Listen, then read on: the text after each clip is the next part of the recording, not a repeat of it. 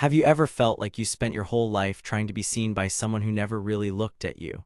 This wound is more common than you might think, but it's rarely acknowledged because unlike moms, fathers often fail silently.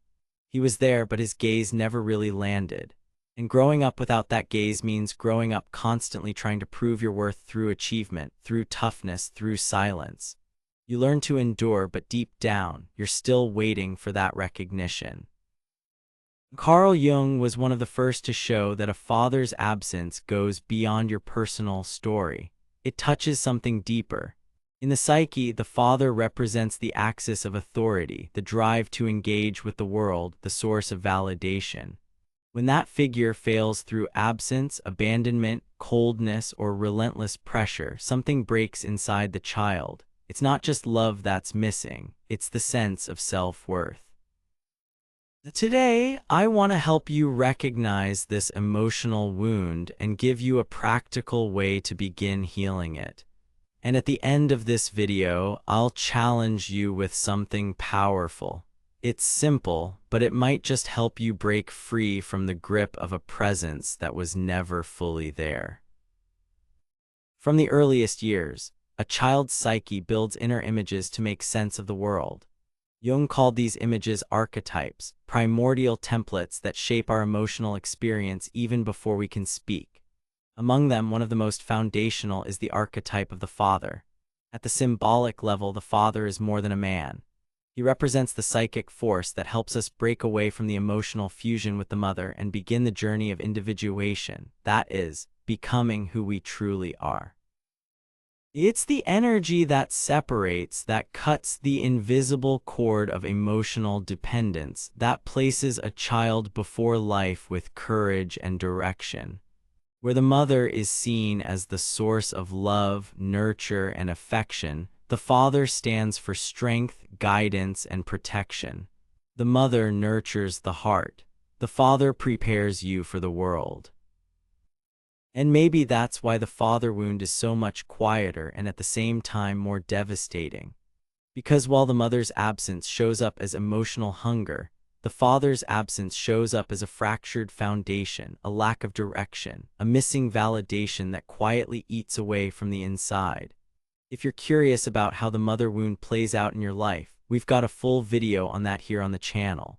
It's honestly one of the most eye-opening ones we've ever made. We get messages every day from people saying it was the first time they really felt seen. If that resonates, the link's in the description. It's worth your time. But back to the father. When the archetype of the father manifests in a healthy way through the real father, it offers a foundation of firm but safe authority. It's the dad who guides without crushing, who corrects without shamming, who challenges without abandoning. He sets direction, defines limits, teaches values, and most importantly, he sees you. He looks you in the eye and says, even without words, you matter, you belong.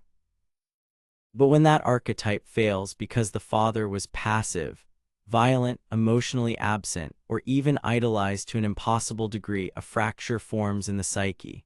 The child doesn't receive the push needed to confidently face the world. Instead, they grow up insecure, divided, often stuck in a lifelong waiting room for a validation that never came. That absence can't be filled with gifts, physical presence, or blind authority. It's emotional. And when that's missing, the father archetype gets distorted. It becomes unreachable, and what should be a source of structure turns into something that paralyzes. Jung said that every person eventually needs to break from the image of the father, meaning to move beyond his internal influence to become whole. But when that father was never truly present to begin with, what breaks instead is the ability to trust. And what we end up seeking isn't freedom, it's belonging. A belonging that, because it wasn't given, becomes something we chase in every decision. This search for belonging, which begins in childhood, doesn't just fade with time. It changes shape, changes scenery, but stays alive, operating in the background of adult life like an invisible engine. Most don't notice it, but that deep exhaustion you feel, the endless drive to prove yourself, the struggle to just relax often traces back to emotional roots planted in the absence of a father who never affirmed your worth. The child who wasn't seen becomes the adult who tries to be perfect, who seeks validation through titles, performance, productivity, who turns work into a battlefield just to prove they deserve a seat at the table. But no matter how much they achieve, it always feels like something's missing, like there's a debt that can never quite be paid. Jung shows us that the father wound doesn't vanish with time. It settles into the structure of the ego and becomes a lens, a filter that distorts how you see yourself and the world around you. The adult shaped by this absence often lives in a constant state of tension, as if love has to be earned every single day, as if one mistake might bring back the disapproving gaze of a father who never really saw them to begin with. That's the mechanism behind self-sabotage. Not a personality flaw, but the echo of a wound. Deep down, there's a part that doesn't believe it deserves, that feels guilty for receiving, that can't stay in success, love, or the spotlight. Because those moments trigger the same discomfort once tied to the father's gaze, demanding, impatient, critical, or worse, non-existent. Many carry that discomfort as if it's just who they are. They say things like, "I'm just anxious, I hate being the center of attention," or "I can't trust people." But these aren't personality traits, they're emotional memories dressed up as identities. They're defense mechanisms built to survive a kind of pain that still lingers.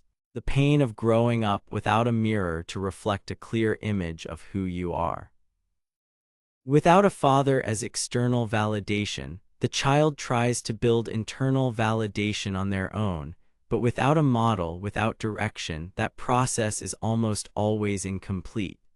The result is an adult who functions well on the outside but is exhausted on the inside, who carries life on their shoulders but fears it could all fall apart at any moment. That insecurity you carry, it's not weakness, it's survival. It's emotional intelligence that learned early on that affection was unstable and that worth had to be earned. But the same strategy that once kept you safe is now keeping you stuck, and recognizing that is the first step toward breaking the cycle. Not all wounds bleed the same. Some ache in silence, others scream in memories, but both leave marks. And when it comes to the father wound, it's crucial to understand that it can show up in two very different but equally deep ways. There's the active wound, the kind you can clearly identify. The father who is openly aggressive, violent, or instilled fear instead of safety, harsh criticism, humiliation, total absence of affection, constant comparisons. These are what many would call obvious traumas. They leave sharp, specific memories, words that echo, silences that cut. The child grows up knowing something wasn't right, even if no one ever said it out loud. But then there's the subtle wound, just as painful. This one appears when the father was physically present, fulfilled his social role but was emotionally distant. He provided but didn't listen, set rules but withheld affection. He was there, but his heart was always somewhere else. And it's in this kind of relationship that many children learn not to expect, not to ask, not to feel. They adapt to the bare minimum, believing it's all they'll ever get. That subtlety is dangerous because it confuses. The child can't make sense of why they feel so distant from someone who technically didn't do anything wrong. And because there's no visible scar, they start to doubt their own pain. They grow up thinking that missing something invisible makes them ungrateful, that needing connection is a weakness. And so they shape an identity that doesn't acknowledge the wound, just hides it.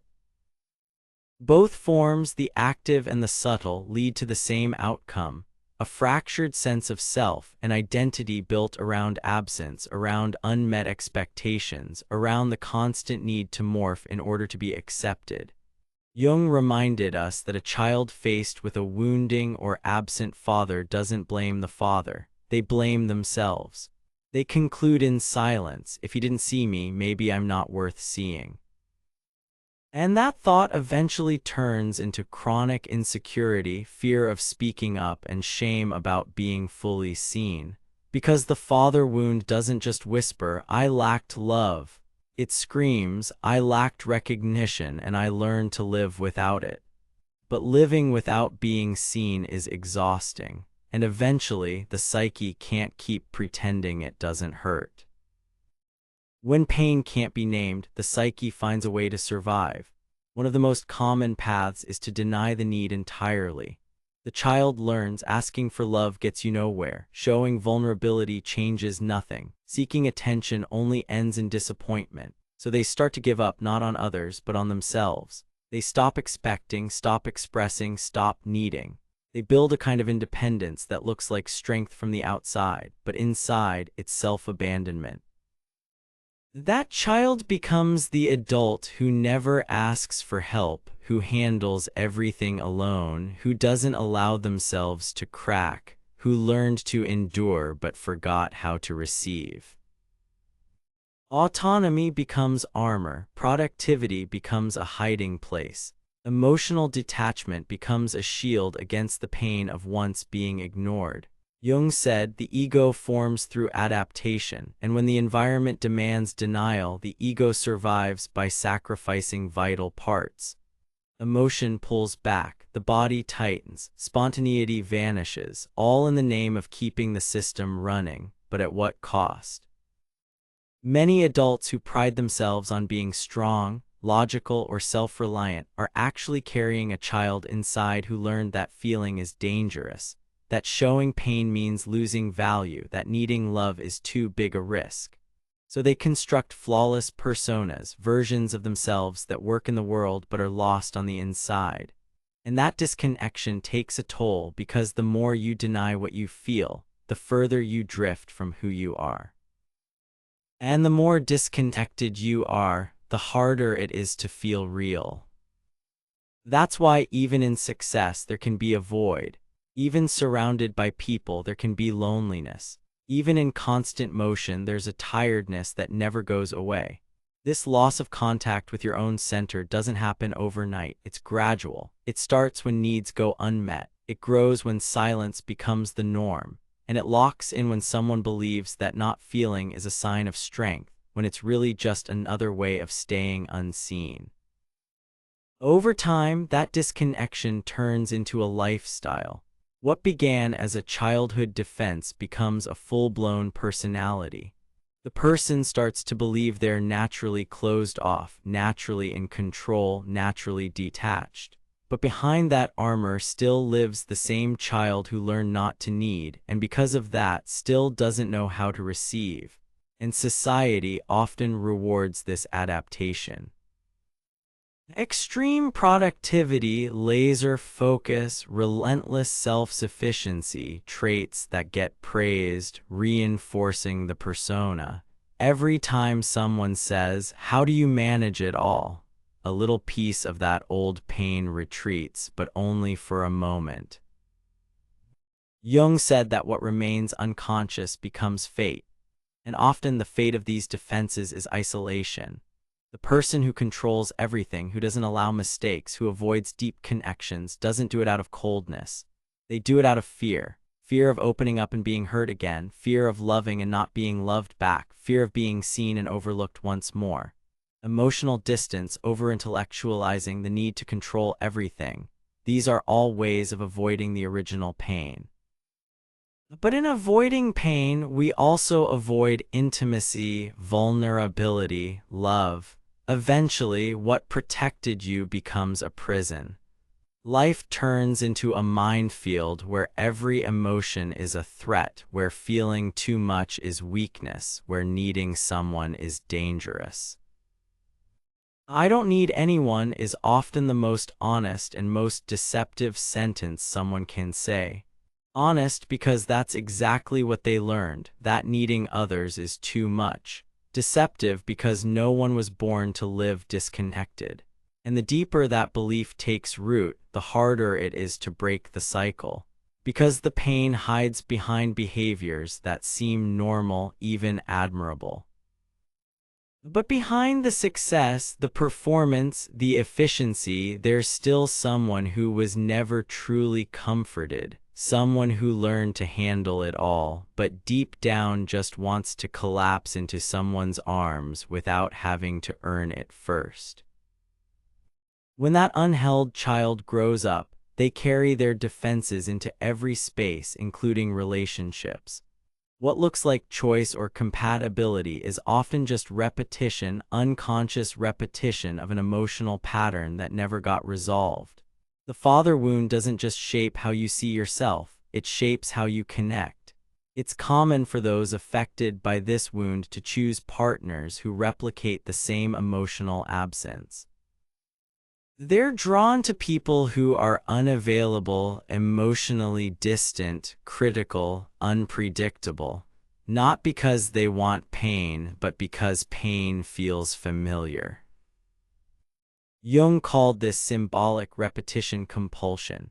It's the pull to return to the original wound, hopping this time for a different ending, hopping maybe now the love will come, hopping maybe now the gaze will arrive, hopping maybe now someone will say what the father never did. You are enough. That's why so many relationships turn into validation loops instead of safe connections. They stop being about love and become about proving something. The person doesn't just want to be loved.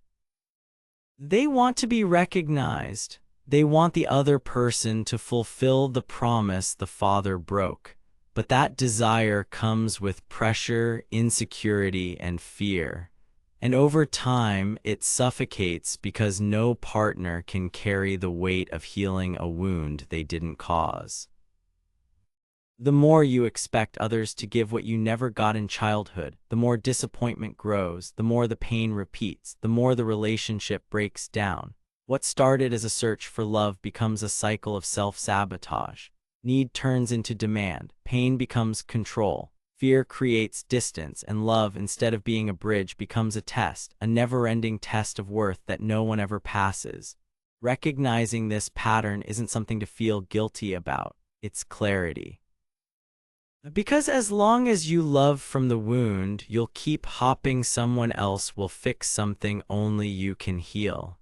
Loving with awareness means realizing, I'm not that child anymore. And what I didn't receive, I can now learn to give to myself before anyone else. Even after understanding the wound, reactions can still sneak in because some of that pain doesn't live in logic. It lives in the unconscious. And in the unconscious, time stands still. Jung called it the father complex, a cluster of emotional patterns centered not around the actual father, but around the psychic imprint he left. This complex acts like an emotional magnet. It gets triggered in certain situations, and suddenly you're reacting like a child again, even if you're 30, 40, 60 years old. It's that moment when someone challenges you and you shrink, feel small, powerless, ashamed, and you're not even sure why, or when a harmless critique sparks an outsized rage, or on the flip side, a silence that leaves you frozen. These reactions aren't about now. They're echoes, emotional circuits wired long ago when you had no way to protect yourself. The father complex hijacks the adult self and replaces it with the wounded child, the one still chasing approval, still afraid of rejection, still hurting from authority or indifference. And the worst part, while it operates in the dark, you'll keep reacting instead of choosing. It's like stepping into a scene where the script was written years ago and only realizing you're performing once the meltdown begins. A boss's tone, a partner's voice, a dominant male presence, any of these can be triggers, and then you blame yourself for not handling it better. But it's not about control. It's about an unconscious pattern still running the show. The key is to notice these moments with curiosity, not shame, because the complex doesn't need to be destroyed, it needs to be seen. And when you realize you're reacting to old pain in a new moment, something in you returns to the present, and with that comes choice. But the father wound doesn't just affect your outward reactions. Sometimes the harshest damage happens within, not in your father's words, but in the voice he left behind. That inner voice doesn't yell. It whispers, "You didn't do enough. There's always something missing. Don't even try. You'll mess it up. You don't deserve rest, joy, recognition." It sounds like responsibility, like perfectionism, like high standards, but it's fear. Fear of failure, fear of not being worthy, fear of rejection. Again, Jung described this as one of the cruelest effects of the shadow. When a powerful figure like a father wounds or fails you, the child's psyche can't handle the idea that this authority figure was wrong. So to maintain emotional order, the child turns the failure inward. If he didn't love me, something must be wrong with me. If he didn't see me, maybe I'm invisible. If he didn't approve, I must not be good enough. This thought, repeated in silence for years, becomes belief. That belief becomes identity. You end up living under the weight of an inner tribunal where you're the defendant, the judge, and the executioner, always owing, always not enough. And the cruelest part, that inner voice doesn't feel foreign. It feels like you, but it's not you. It's a psychic inheritance, a recording so old it's mistaken for truth. Healing that voice doesn't mean silencing it by force. It means slowly replacing it with something more real. A presence that can hold you without demanding perfection, that can guide without punishment, that can affirm without crushing. That presence doesn't come from outside. It's born when you begin treating yourself with the respect you never received, when you stop being your own enemy and become the adult you always needed to find. For women, this critical inner voice sometimes takes on the shape of a wounded animus. The internalized masculine image Jung said lives within every woman's psyche. It becomes a ruthless inner authority demanding perfection, strength, competence, and control. It mirrors a father who is cold, demanding, or emotionally absent, or the idealized fantasy of one who never showed up. And when that happens, a woman distances herself from feeling, from intuition, from softness, because she learns she had to be hard to be valued. For men, the father wound often hits the core of identity. The father was supposed to be the first mirror of healthy masculinity, a reference of balanced strength, grounded presence, and emotional courage. But when that mirror was cracked or missing, the result is often a man divided. Confident on the outside but empty on the inside, forever afraid someone will see through the mask and find out he's not enough. Some become hyper-competitive, obsessed with control, always needing to prove something. Others withdraw from life, avoid conflict, shrink themselves as if still waiting for permission to fully exist. In both cases, the authentic self gets buried under a mask, not shaped by the desire to be, but by the need to compensate. Jung shows us that archetypes like the animus aren't inherently problems. They're sources of power, but when they're wounded, they work against the psyche. Healing that wound means beginning to transform this internal authority into an ally. It means creating a masculine presence within that protects instead of punishes, affirms without dominating, and guides without crushing. Whether you're a man or a woman, this healing reorganizes the foundation of your identity. And with it, the world stops being something you have to defend against and becomes a place where you can actually live as yourself. When that inner structure is built on absence, life becomes a long attempt to make up for what was missing. Without even realizing it, a person enters into an endless pursuit, not for ordinary recognition, but for that one specific gaze they never received, the gaze of a father. That search seeps into every area of life. Career choices, relationships, lifestyle, everything can become a quiet campaign to prove something, that you're capable, worthy, respectable. It's like there's a stage set up in your mind and someone's sitting in the front row judging your performance, only that someone might not even be around anymore, or maybe they never truly were. And yet, their role is still active inside your psyche. Jung said that as long as a complex remains unconscious, it runs your life from behind the scenes, and the need to be seen becomes the fuel behind every action, even the most self-destructive ones. This is how the burnout cycle begins. You never truly rest because everything you do carries the weight of trying to rewrite an old story. Even your victories lose flavor because they're not really celebrations. They're attempts to fill the hole left by an inner father who never said, "I'm proud of you." And maybe the hardest part is realizing that no achievement can rewrite the past. No success can undo a childhood. No external validation can replace the love that never came. Trying to make that happen just keeps you chained to a time that's already gone, trying to reclaim something that never existed the way you needed it to. But there is a turning point, a moment when you can stop and say, I don't need that approval anymore because I've grown, because now I can look at myself and validate who I am. Now, when that awareness is born, everything shifts.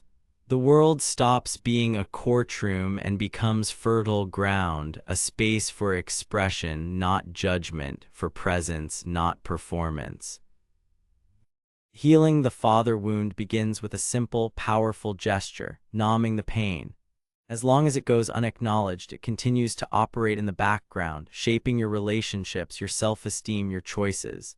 And maybe until now you've tried to avoid touching that pain, but denial doesn't heal, it only prolongs. You have to say it honestly, it hurt. Something was missing and it still affects me. That recognition creates space for something most people try to avoid, feeling. Feeling the anger, the abandonment, the grief for everything that never arrived, not as drama, but as liberation. Because what you don't feel, you repeat. But healing doesn't stop there. After numbing and feeling comes the most important step, transformation. And transforming doesn't mean waiting for your father to change or expecting others to fill that void. It means stepping into the role of the adult who can care for themselves. Jung said that one day we must become our own parents. That means building inside ourselves the presence that was missing, a presence that is firm and loving, one that guides without punishing. It begins when you start treating yourself with respect, when you say no to what hurts you, when you stop abandoning yourself. And that's exactly why what I'm about to suggest works so deeply. This exercise is widely used by therapists, psychologists, and in family constellations work, writing a letter to your father. It's the same process we use to heal the mother wound, but this time the letter is addressed to your dad. The exercise is simple. Write a letter to your father, but it's not meant to be nice or logical or polished. It's not a letter for him to read. It's a letter for you to release. Write everything you never got to say. The pain, the anger, the absence, the frustration, the longing, the resentment, the confusion, the silence. What you felt when he didn't see you. What you wished he would have said and never did. The times you tried to please, to shrink yourself, to disappear just to be noticed. Don't worry about structure or clarity. Just let it out. If you need to curse, do it. If you need to cry, cry. If you get stuck, keep going.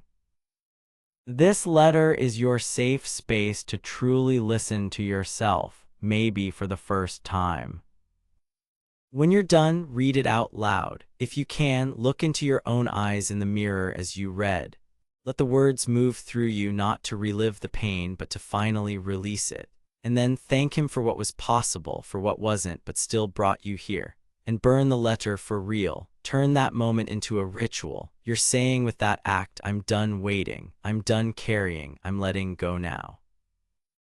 From my heart to yours, do it, but do it for real. I say this from experience because just like you, I had my wounds with my mom. They were subtle, hard to name at first, but with my dad it ran deeper, an absence that looked invisible but cut right through me. For a long time I kept going, I rationalized. I functioned until the day I wrote my letter. I didn't know what would come out. I started with no plan.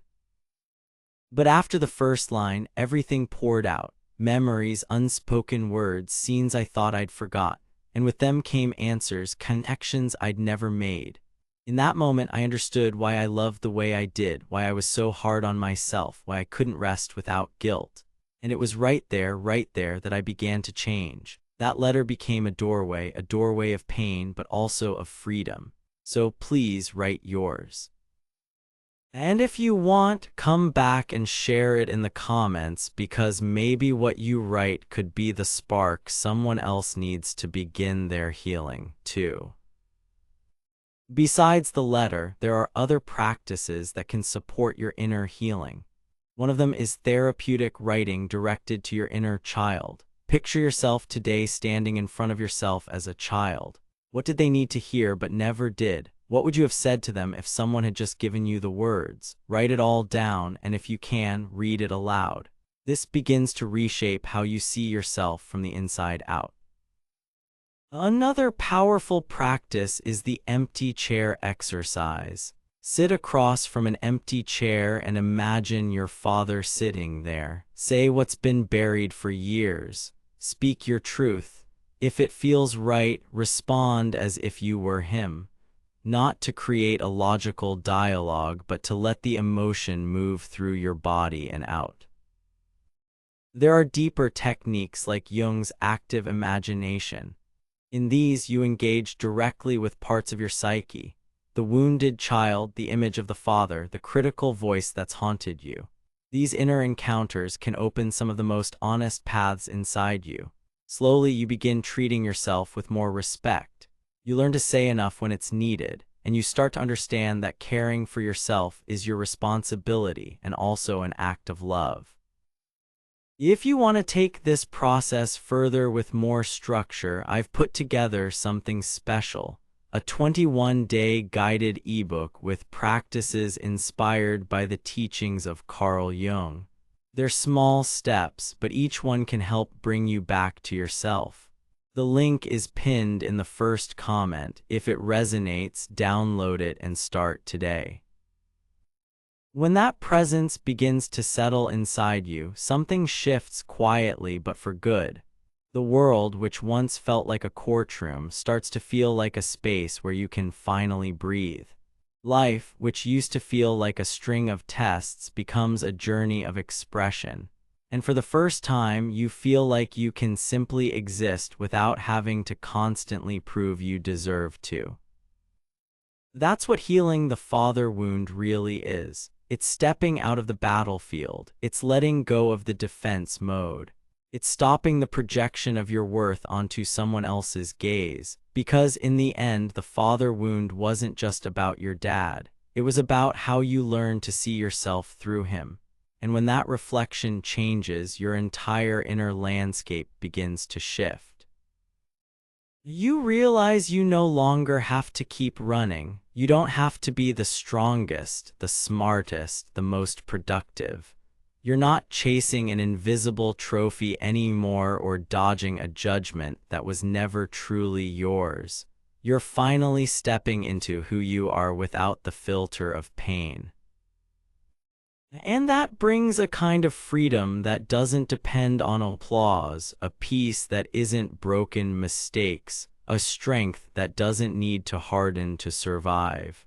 It's a strength that rises from within, that is born from reconnecting with your essence. After years of living in the shadow of what was missing, Jung called this the return to the center, a movement that brings you back from the outskirts of a wounded self to the ego and reconnects you with the self, the deepest and truest part of your being. It's not about becoming some ideal version of yourself. It's about shedding the version you had to become built to survive and becoming yourself, honestly, imperfectly, wholly you. When that happens, everything changes. Love stops being a search for something missing and becomes an expression of what is there. You no longer need love to fill a void because you have filled it yourself. Love because there is something inside you that overflows with it, and that overflow is what finally reconciles you with life. Because where there was once a void, there is now presence. Where there was fear, now trust begins to take root. Maybe you've spent your whole life trying to be seen, trying to get it right, to please, to fit into a space that was never built for you to fit into. But maybe, just maybe, something is starting to shift inside you. Because when you recognize the wound without guilt, without denial, it stops running the show from the shadows. And when you give yourself permission to feel the care you spent a lifetime searching for in someone else's eyes, you can finally stop running. You begin to see yourself clearly. The cycle finally begins to break. You don't need to chase the love anymore. You can stop, breathe, and choose. And choose from this moment forward how you want to show up for yourself, relate to yourself, to others, to life itself. This isn't about forgetting what hurt happened. It's about giving that pain a new place in your story, a place where it no longer writes your story for you, where you can look back with respect for what was and look ahead with courage, strength for what can be. If this spoke to something deep in you, leave a comment that says, "I choose to be free." That's how I'll know you stayed with me all the way through. And more than that, I'll know you're ready to take this step with intention. And if this content helped you and you'd like to support this channel, consider clicking the thanks button below. Even a small contribution makes a big difference and helps us keep spreading this message like this too, of healing more people to more people who need to feel seen and need to be set free.